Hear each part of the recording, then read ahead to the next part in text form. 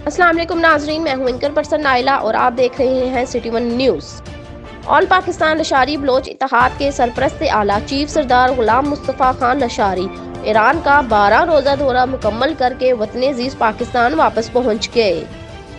तफसीलात के मुताबिक ऑल पाकिस्तान लशारी बलोच इत्तेहाद के सरपरस्त आला सरदार गुलाम मुस्तफ़ा खान लशारी बलोच ईरान में ज़ियारत मुक़द्दसा की ज़ियारतें करके वापस पहुंचने की खबर बरादरी के लोगों को मिलते ही अपने महबूब कायद को मुबारकबाद देने के लिए जोक तर जोक सैकड़ों की तादाद में लशार हाउस डिफेंस कराची पहुंचना शुरू हो गए।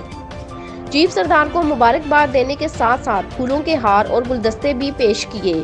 वहां मौजूद पाक एशिया न्यूज़ के कराची सिटी रिपोर्टर के साथ लशारी बरादरी के मुख्तलिफ मकतब फिक्र से ताल्लुक़ रखने वाले लोगों ने बात करते हुए बताया कि हम लोग अपने चीफ को दूर दराज इलाकों से मुबारकबाद देने आए हैं क्योंकि हम इनसे बेहद मोहब्बत करते हैं। इस मौका पर चीफ सरदार गुलाम मुस्तफ़ा खान लशारी ने आए हुए मेहमानों का खैर मकदम करते हुए शुक्रिया भी अदा किया।